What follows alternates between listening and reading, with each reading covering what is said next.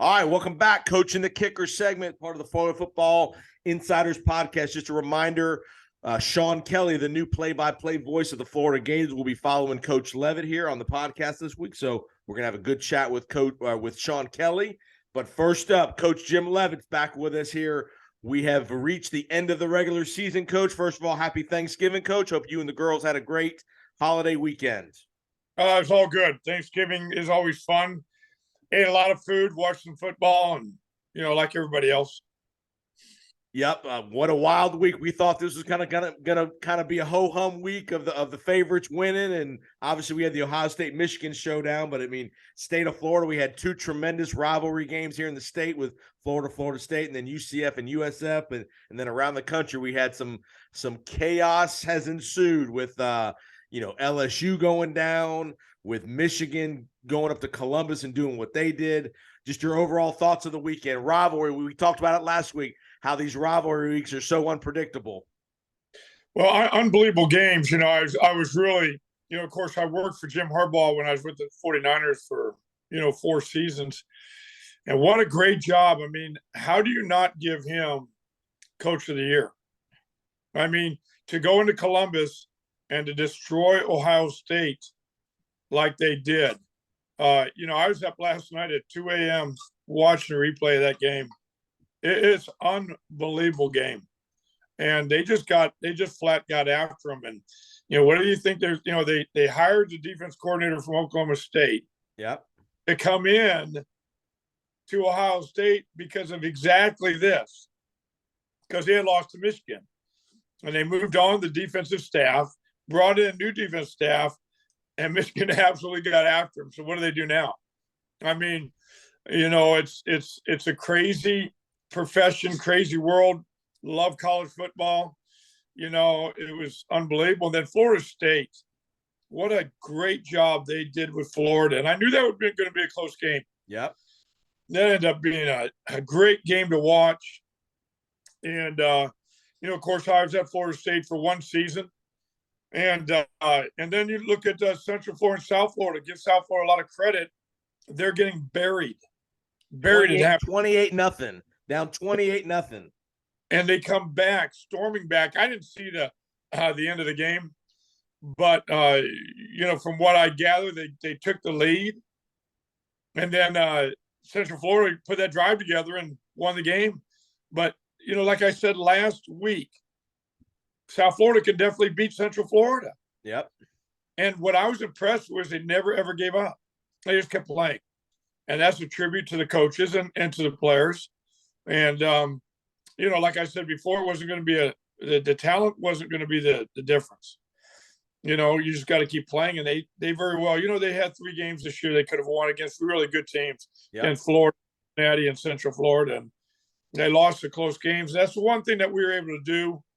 When I look back at the career I had at South Florida, was we were able to win the close games. Right. And through kicking game or defense or something, we pulled off many, many wins with close games. A kick at the end, a field goal here or there.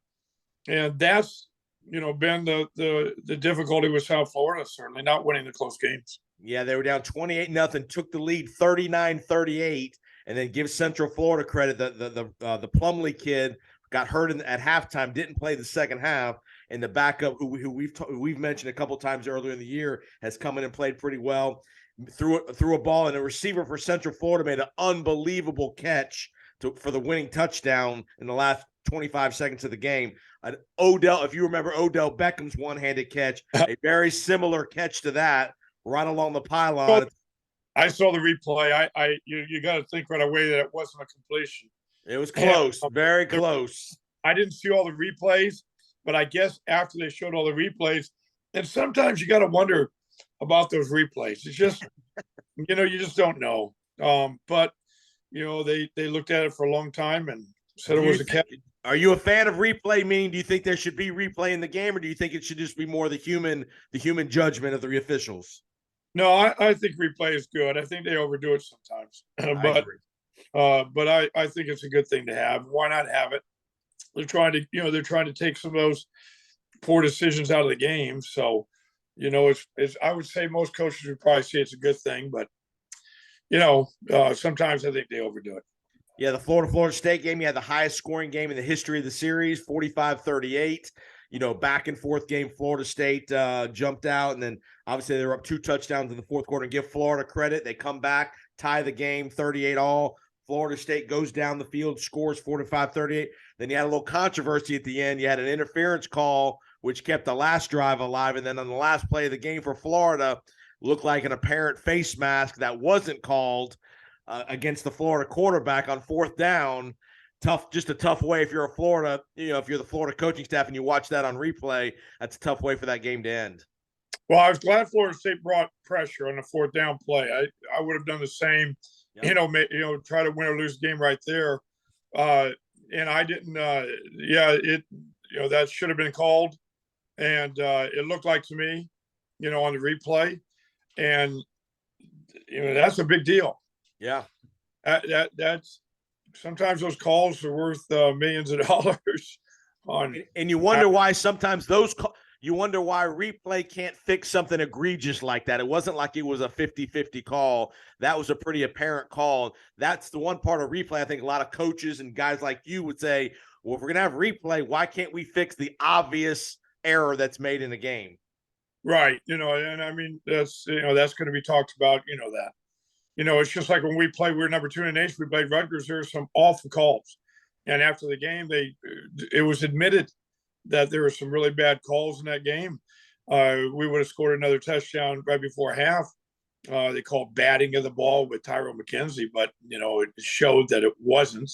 But it's, it's hard. It's a difficult, you want to play above the officiating, but there's so much parity. Right. And so close. It's hard to do that. The margins are so small, man. The margins of victory of defeat, and you know this, and everybody in this business knows it.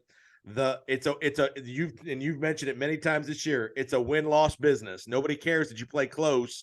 It's a win-loss business, and eventually, if you lose enough games, you're not going to be at that place anymore. And and we're going to get into this a little bit later. This is probably the worst week in the coaching profession for college coaches. From the weekend, this last weekend through this week is probably the worst week for guys. And when you lose there's a lot of turnover that's going to happen, and we'll talk a little bit about it moving on. But I mean, that's why it's, they review targeting. So why can't you review an obvious face mask? Those are some of the things that you wonder.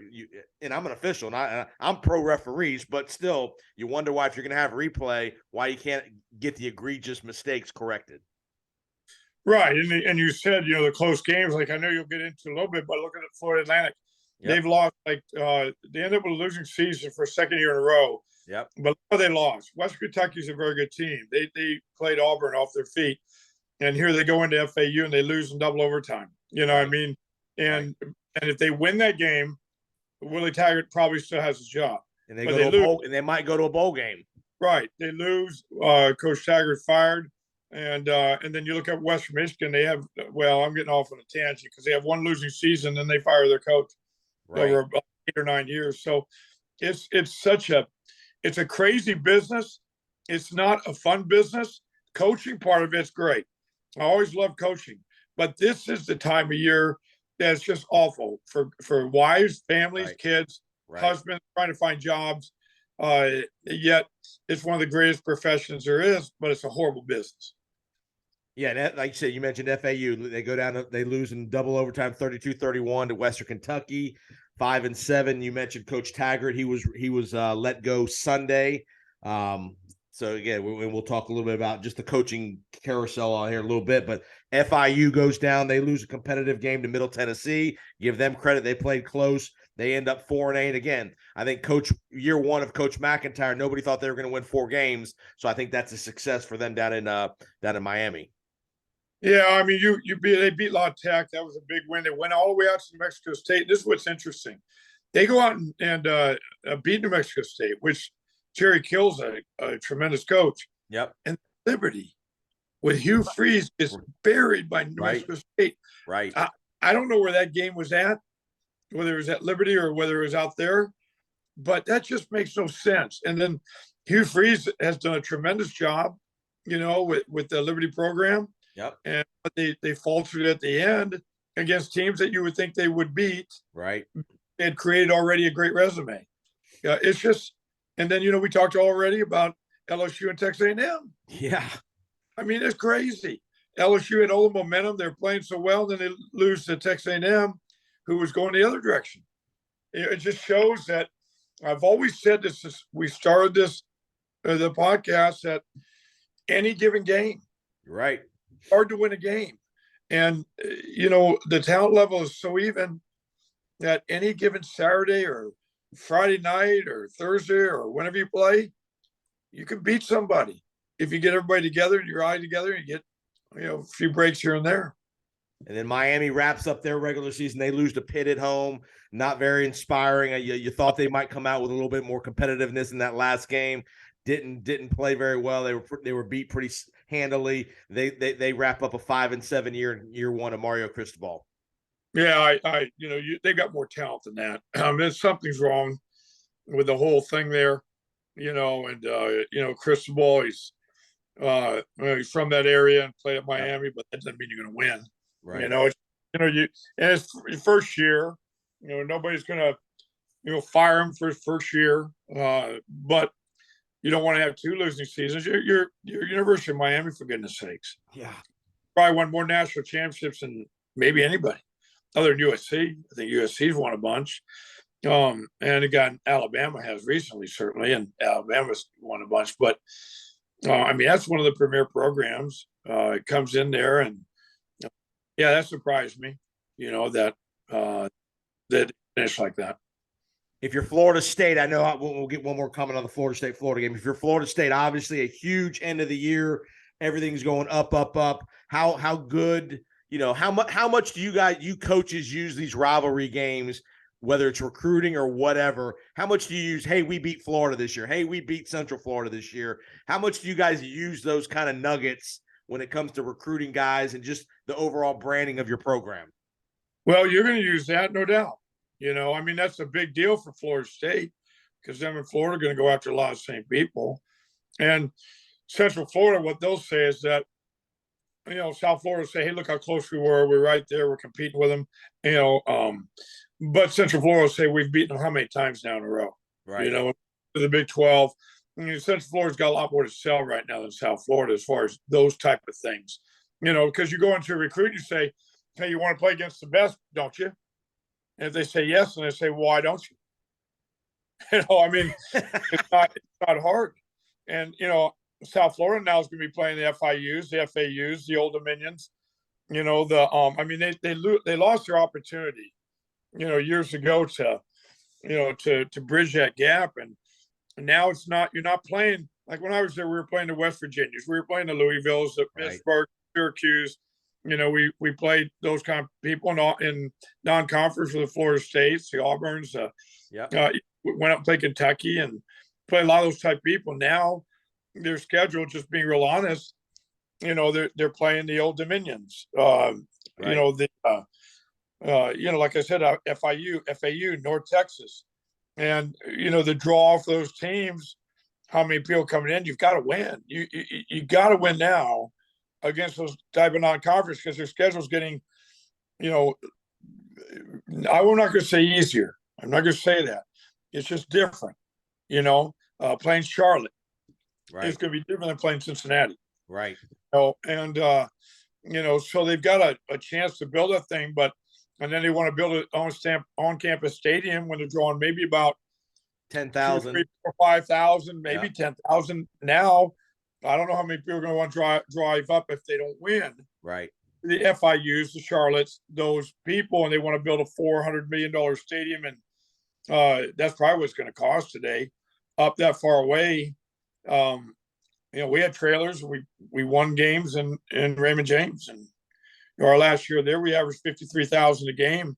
I think primarily because we won a bunch of games and we were servants to the people in the Tampa Bay area. Fans want to support winners. Fans will go to the game if you're winning. They'll support South Florida if they're winning. Yeah, I think that this is a big hire for Mike Kelly, and he really, obviously all these schools that are hiring people, they all want to get it right. Sure. And you don't know. Sometimes it's very hard to know.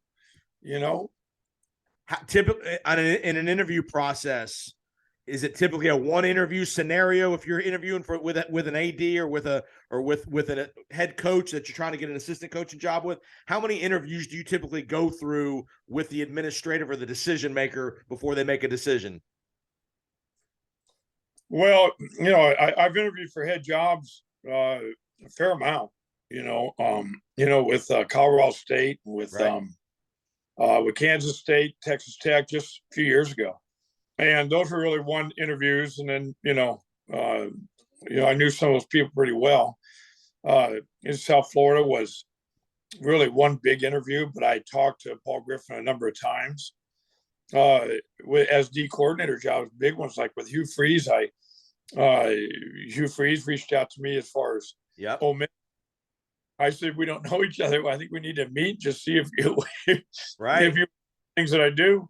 And we met, and it went really, really well. And then I interviewed with their whole staff, and it was fun. I was teaching kind of the defense that I run. But then I made a decision. To go to Oregon, and Phil Knight got involved with that and just ended up out that way. So, you can't turn down the Nike logo, man. Yeah. And it was a good experience. We won some games, and it was fun. And, I enjoyed the Pac-12. It was in the Pac-12 4 years. Do you typically, when interviewing for these bigger jobs, is that something you want to go in person, or is that something where you can do a Zoom interview? Do you want to see the facilities and the offices and all that stuff? Or is it more just knowing the coach a little bit and then, the head coach or the guy you're going to work for? You always want to do in person. That's so important. Yep. And certainly you want to get to see the venue they play in and the facilities and all that. You could do all that, I know, through Zoom. But I never like Zoom with anything. If I can do in person. Right. It's just more personal, that's just my feeling on it. Yeah, no doubt. All right, let's get to some of these conference title game matchups this week. This is obviously championship week and all these conferences. You got Michigan, Purdue, you got USC and Utah, you got TCU, Kansas State, you got UCF going back to Tulane to play Tulane again, who they just played a couple weeks ago. Just give me your thought, Clemson, North Carolina. Just give me your thoughts of which one of these games kind of intrigues you the most.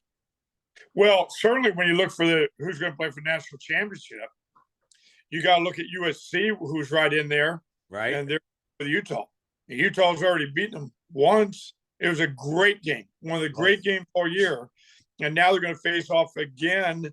If Utah beats them again, obviously they're out. But, think about this. Say USC beats Utah this time, and USC has one loss to a Utah team that will probably be unranked if that happens. On a 2-point conversion. Yeah. And then now you have Ohio State. With one loss. Lost game to Michigan and has buried. Everybody thought they were unstoppable. Why wouldn't you put Ohio State in over USC? That's going to be the big question. And TCU, they're undefeated. If they lose to Kansas State, do they go in with one loss? Right. If they win, obviously they're in. So those games are the big ones for me. North Carolina and Clemson don't look like anybody from the ACC is going to be in there. Right. But LSU kind of messed up their deal. Exactly. They're still playing Georgia, I believe, and you don't know LSU, the crazy team. They could end up beating Georgia. Their quarterback's nicked up. The guy you like, Daniels, hurt his ankle over the weekend in the A&M game. So his status is iffy. If they don't know Daniels, they'll get crushed. But if they have Daniels, they at least have a fighting chance. Yeah, and I didn't realize that till you just told me that, because I heard about the loss, but I didn't know that Daniels got hurt. And that makes huge difference to me when you say that. So, those are the two big games. I'm Michigan and Purdue. Certainly, I don't see Purdue beating them, but like I said, any given game, you just don't know. Michigan better stay on edge, and they better not be thinking about national championships. Well, how about this one? Michigan lose to Purdue, right? Because Michigan still, right? One loss to Purdue, USC, one loss to Utah. This will be a big weekend, no doubt, for these games. It really will be in Tulane, Central Florida. that'll be an interesting game. Tulane plays good defense. Can they beat them second time? That's always a big task. And now there's a lot of speculation that Willie Fritz, the Tulane coach, is going to be moving on to Georgia Tech potentially. How do you, again, preparation with all these distractions, obviously, especially involving the coach, how does that play into preparation for a game like this where Tulane hasn't been in a title game in forever? Oh, I think that's a real factor. You don't want distractions. And teams can take that either way. When Sonny Dykes went to TCU, we played Tulsa. Right. His last game. And, at halftime, it was pretty close. Second half, the number of the starting receivers, they didn't come out and even play. The team was so upset. Wow. About Coach Dykes going to a crosstown rival. Wow. And Fort Worth right there in Dallas. It was very, very, very challenging. The most challenging experience I've ever had in all the years I've been coaching. It was tough. Lost a close game, and I think the coach at Tulsa has done a great job. They let him go. They let him go. Yep. And they just beat Houston. They just beat a team that they weren't supposed to beat. They just beat Houston over the weekend. I know. It's crazy. I don't understand the thought behind a lot of these schools. And sometimes they move a coach on. They think they're just going to be that much better. And a lot of times, many times recently, they get worse. They don't get better. So you look at Kevin Sumlin at Texas A&M. Right. You look at his overall record, and they fire him, and it's probably better record than Jimbo right now. $1 million to Jimbo Fisher. There's been some. It's okay. And speaking of that, with coaches leaving and coaches that are staying, with the transfer portal as active as it is now, how much do you as a coach have to use this week to resell your guys to stay? Because that's all about having to keep the guys staying. You've already heard certain guys around the country have announced, I'm getting into the transfer portal, and their coach hasn't even been fired. Their coach is still there. How much of it is selling your guys to stay, especially this week? A big deal. And especially if you got a quarterback. You better go to see him. And, you're going to have 3 or 4 players that you've got to reach out to. And you got to spend time. And you got to recruit them. You have to do a good job. I went down to FAU. They lost their D coordinator was gone. I went down there with Coach Taggart for 1 year. And I remember a defensive back that we had to do everything we could to keep him from going to Florida State. and he ended up going to Florida State and ended up working out where, we were pretty good at that position. He didn't even play at Florida State. And I didn't think he probably would. So, it worked out for us, but and we worked hard to keep him, but it's hard to keep a guy when they won a bunch of games, coach left, Lane Kiffin went to Ole Miss. Right. And, and they think they're that good. And sometimes they are, sometimes they aren't.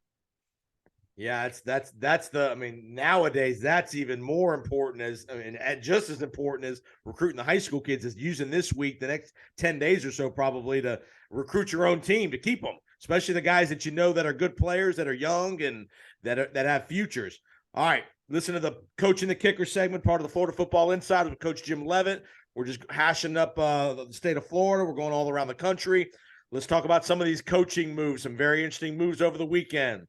The big bombshell, Matt Rule, back at Nebraska, was fired at Carolina in the NFL, takes over in Nebraska. You think that's a good fit there in Lincoln with Matt Rule?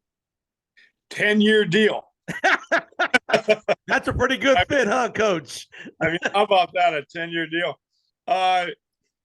Nebraska's a hard job. They're all hard jobs. And no reason Nebraska can't win, but it doesn't have the it's not the same. The recruiting base. It's so different. They should have never left the Big 12. I understand why they did. There was a lot of jealousy and egos involved there. But it's, we'll see how he does. He did a great job at Baylor, did a good job at Temple. Yep. Scott Frost did a really good job at Central Florida. Yep. outstanding.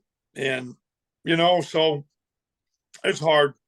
The dynamics, getting the right players. It's about recruiting. You got to get some players. You got to have players. You got to obviously develop them and teach them, but you got to get the players there that have the potential to be great. And if they don't do that, they're going to have a hard time. How much of it is about you as the coach coming in, selling to the fan base, hey guys, this is not going to be a 1-year turnaround. How hard and challenging is part of your job as the head coach?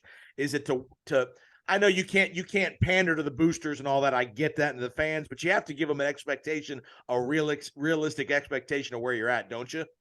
Well, I never did at South Florida when I was hired. I said our goal is to get better. Okay. I never said we're going to win a national championship or win the conference or win any games because, a lot of times I don't know. Right. You're putting your staff together. You're doing that. Or you keep grinding. You just try to get better. And the fans are going to put expectations on you. They're going to do it themselves. You don't have to create it. And everybody loves it. The speech. Like I remember Skip Holtz came in at South Florida and says, we're going to beat Florida, and made a big deal out of it. Why would you do that? Right. That doesn't mean you won't beat Florida. You might very well beat Florida. You don't have to sit there and tell everybody you're going to beat Florida just because you're going to get 100 people that are going to cheer you on and go, hey, and you're the best and all that. Right. Let other people set the expectations. It's just like when we went up and beat Florida State. And everybody knows this, that I was upset about the billboard. They came out and says we're part of the Big Four. Well, we weren't. Right. And what bothered me about that most is we were on our way, and we were on a great trajectory. But you don't want to sit there and tell everybody we're already there, because we weren't. We were still in, with trailers. We just built a facility that was $14 million. That's all it costs. That facility that we had. Right. Where now they're talking 60, 70 million. And we were doing some great things, but we hadn't won a national championship. Florida State had, Florida had, Miami had, and we had a ways to go. So you don't have to let other people beat on their chest. Right. Stay respectful, stay humble, have confidence that we're getting there. And I felt like we definitely would get there. I really believed that. And you did. We weren't, but we were making steps that direction, but don't come out and do those things. That's what I'm talking about. The press conferences, all these coaches, you said set expectations. Right. I just say we're going to get better. I wouldn't go in there, I don't care who it is, and say, oh, we're going to win that championship, because, you may not. Right. So David Shaw resigns at Stanford, which is kind of a little surprising. Luke Fickell jumps from Cincinnati to Wisconsin. Everybody thought Jim Leonard at Wisconsin was going to get that job. Either one of those moves surprise you a little bit? Well, I did think Jim Leonard was going to get that head job, and I think Jim Leonard probably would have if they would have won more games. Right. Because he's a real good defense coordinator. He's talked about getting head jobs. And Barry Alvarez, it doesn't surprise me with Barry.